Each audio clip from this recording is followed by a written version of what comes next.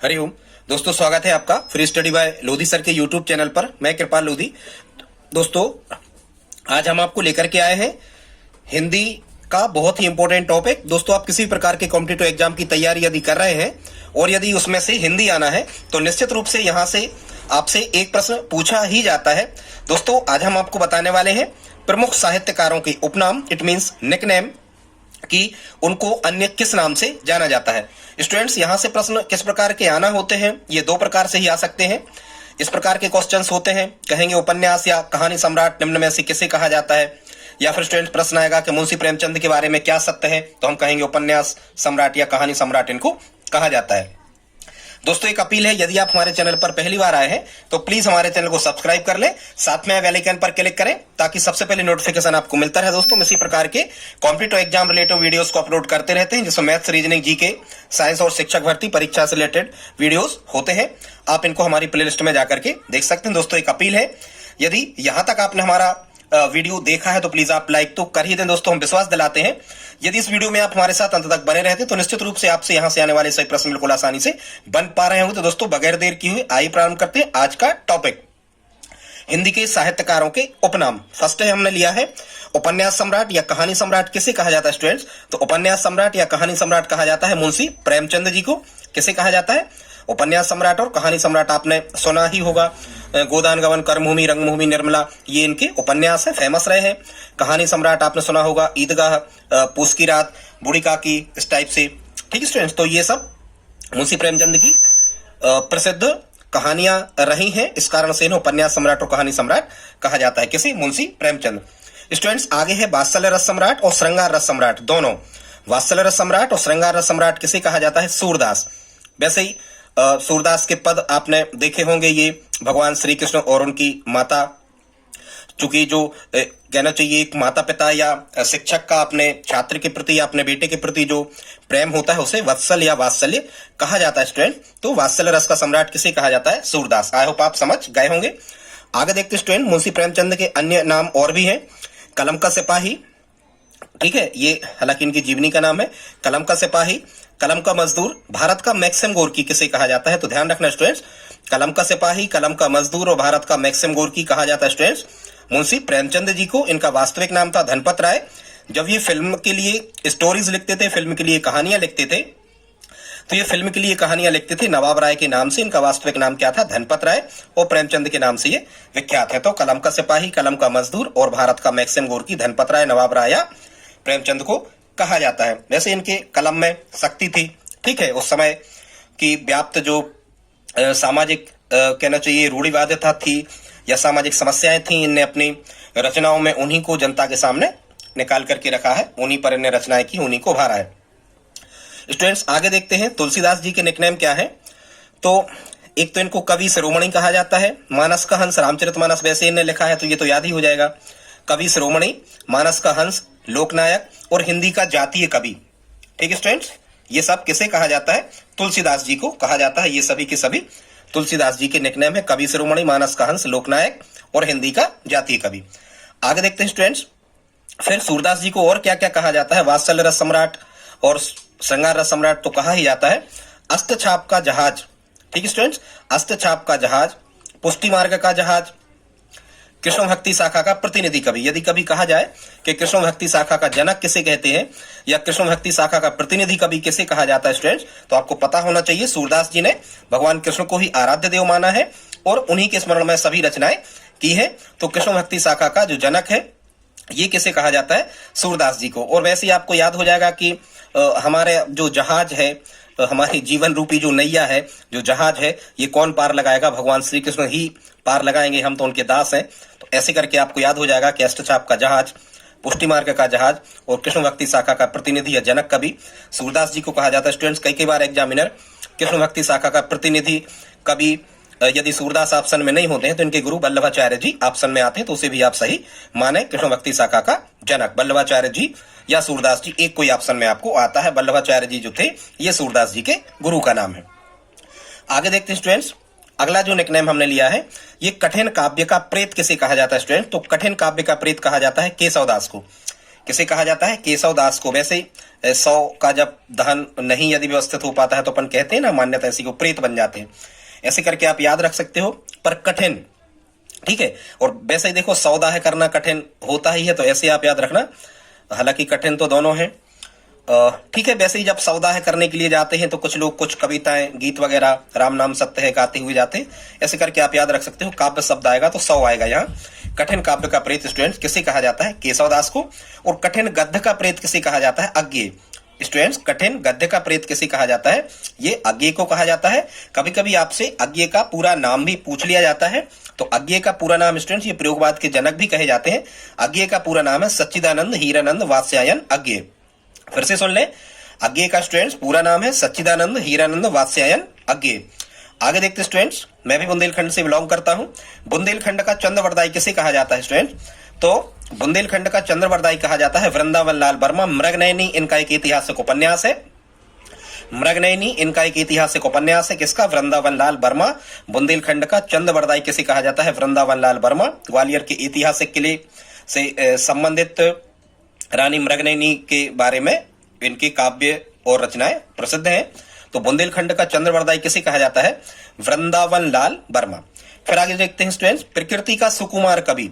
प्रकृति का सुकुमार कवि तो ये कहा जाता है सुमित्रानंदन पंत। फिर से सुन ले, प्रकृति का सुकुमार कवि किसे कहते हैं स्टूडेंट? सुमित्रानंदन पंत। ठीक है, कैसे आप इसको याद करोगे? ठीक है, एक तो यहाँ क्या लिखा है? प्रकृति लिखी है और यहाँ मित्र लिखा है। तो कई लोग ऐसे होते हैं, प्रकृति प्रेमी होते हैं, प्रकृति से मित्रता रखते हैं, वो इस टाइप से आप इसको याद कर सकते हैं। प्रकृति का सुकुमार कवि सुमित्रानंदन पंत। स्टूडेंट्स, आधुनिक मीरा किसे कहा जाता है? तो आधुनिक मीरा से के नाम से विख्यात है महादेवी वर्मा जी। आधुनिक मीरा किसे कहा जाता है? महादेवी वर्मा। ठीक है, मीराबाई भी एक देवी के ही समान थी, ऐसे करके आप इसको याद रख सकते हो। स्टूडेंट्स, आगे देखते हैं 11 नंबर पे लिखा हुआ है, एक भारतीय आत्मा के नाम से विख्यात कवि कौन है? या एक भारतीय आत्मा, ये किसका उपनाम है? किसको जाना जाता है एक भारतीय आत्मा के नाम से? तो स्टूडेंट्स, एक भारतीय आत्मा के नाम से जाना जाता है माखनलाल चतुर्वेदी जी को। वैसे यदि हमें माखन खाने के लिए मिल जाता है, दही वगैरह, तो हमारी आत्मा में शांति हो जाती है। ऐसे करके आप इसको याद रख सकते हो। एक भारतीय आत्मा के नाम से विख्यात कवि है माखनलाल चतुर्वेदी। आगे देखते हैं स्टूडेंट, प्रेम की पीर या साक्षात रसमूर्ति किसे कहा जाता है स्टूडेंट? तो ये कहा जाता है घनानंद को। ठीक है, वैसे ही नंद जी जो थे भगवान कृष्ण को बहुत प्रेम करते थे, ऐसे करके आप इसको जोड़ लेना। और जो नंद जी थे साक्षात भगवान इनके यहाँ रहते थे, दर्शन दिए भगवान कृष्ण के ये पिता ही थे। तो ऐसे करके आप इसको याद रख सकते हो, साक्षात ईश्वर ने नंद को दर्शन दिया, नंद के यहाँ जन्म लिया। ऐसे करके आप इसको याद रख सकते हो। तो प्रेम की पीर और साक्षात रसमूर्ति किसे कहा जाता है? घनानंद को।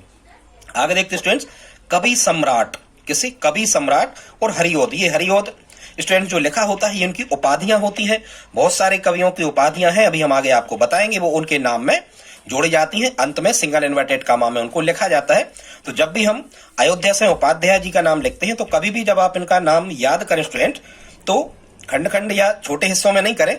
जब भी आप इनका नाम बोले तो आप कहें अयोध्या से उपाध्याय हरिओद। क्या कहेंगे? अयोध्या से उपाध्याय हरिओद। तो ये हरिओद उनकी उपाधि हो गई और इन्हें कवि सम्राट भी कहा जाता है। ठीक है, अयोध्या के सम्राट भगवान रामचंद्र जी थे, तो यहां भी ध्यान रखना कि कवि सम्राट अयोध्या से उपाध्याय। स्टूडेंट्स, राष्ट्रकवि या दद्दा के नाम से फेमस कौन है? या कई बार यहाँ लिखा आता है प्रथम राष्ट्रकवि। ठीक है, तो राष्ट्रकवि या दद्दा के नाम से विख्यात है मैथिली शरण गुप्त। कौन है?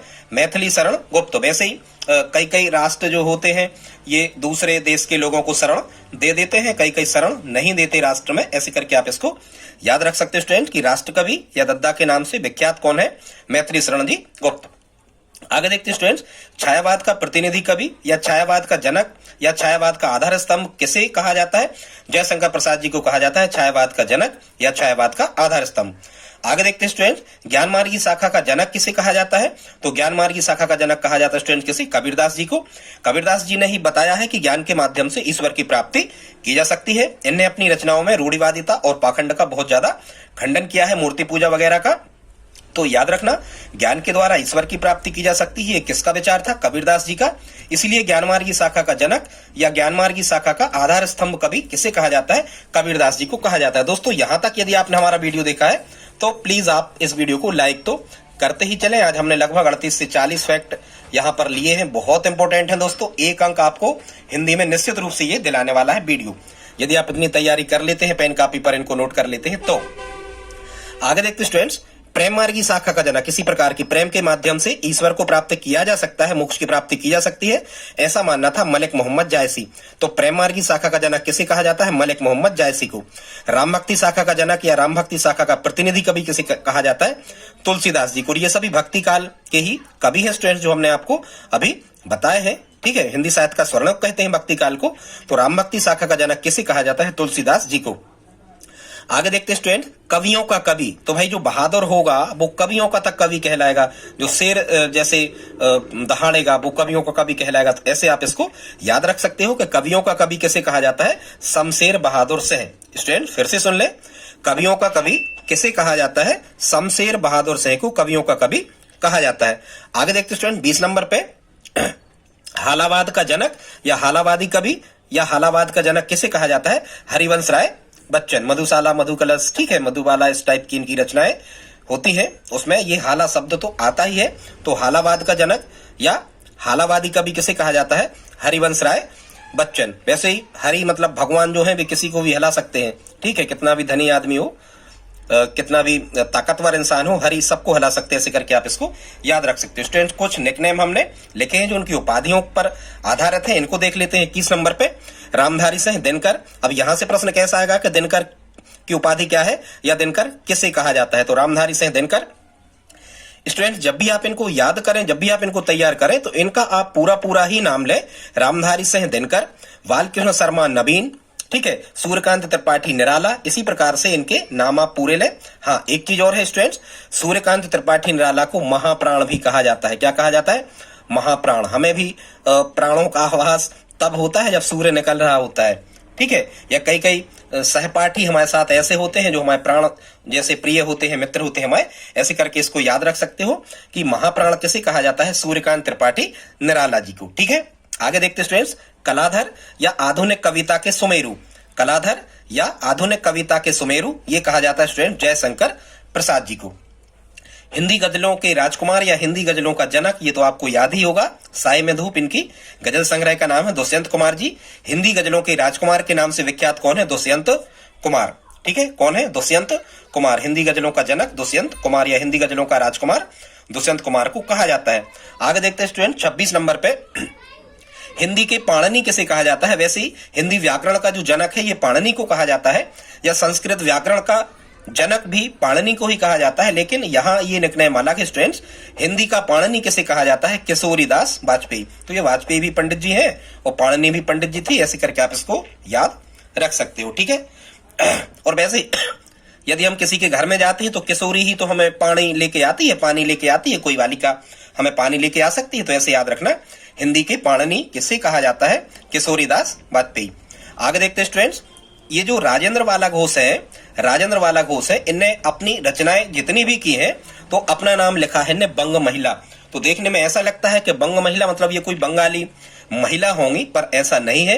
बंग महिला ये उपनाम है, निकनेम है। ये किसका है? राजेंद्र बाला घोष, ठीक है।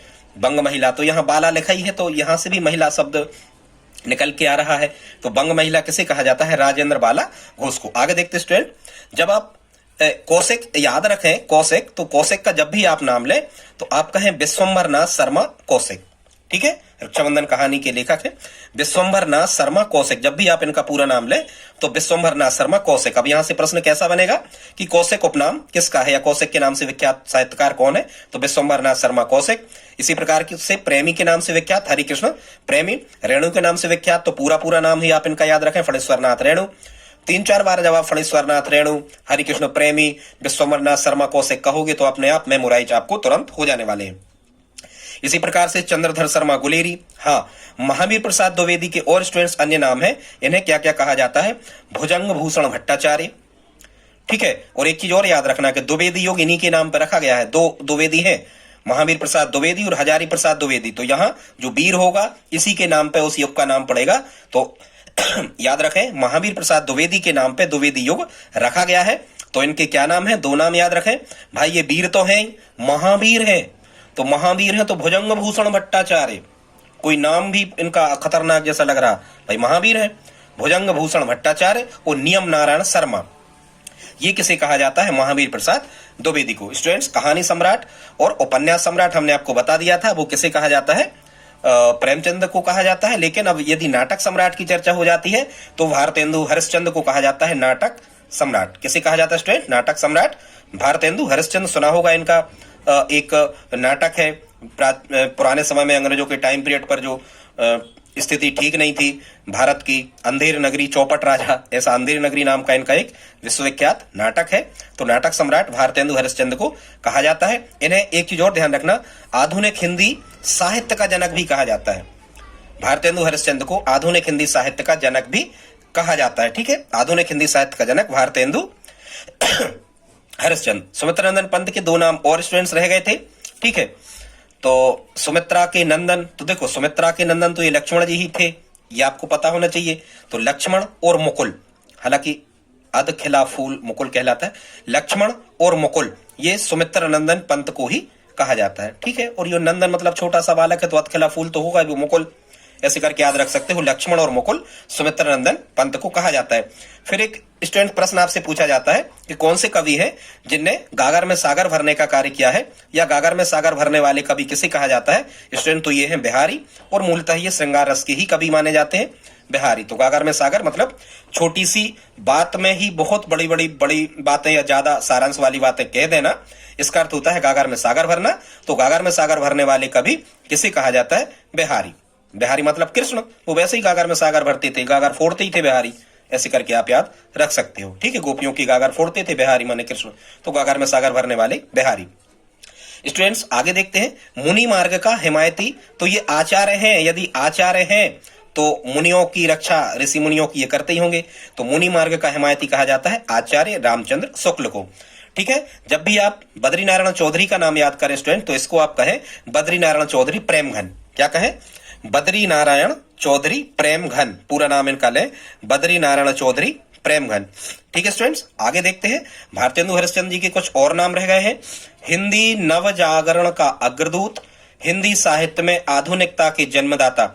आधुनिकता शब्द लिखा रहे स्टूडेंट्स, या नव जागरण हिंदी साहित्य में लिखा रहे। ठीक है, तो वर्तमान में भारत आधुनिकता में जी रहा है, नव जागृति भारत में आ गई है, तो यहां से आप जोड़ सकते हो कि हिंदी नव जागरण का अग्रदूत और हिंदी साहित्य में आधुनिकता के जनक किसे कहा जाता है? भारतेंदु हरिश्चंद्र को कहा जाता है। दोस्तों, यदि यहां तक आपने वीडियो देखा तो प्लीज लाइक कर दें, कमेंट में बताएं कैसा लगा आज का वीडियो, बहुत इंपॉर्टेंट है। और दोस्तों, यदि आप हमारी हेल्प करना चाहें कर ही दें, तो इसे अपने दोस्तों के साथ स्टडी ग्रुप में शेयर जरूर करें। मिलते हैं अगली वीडियो में, तब तक के लिए जय हिंद जय भारत।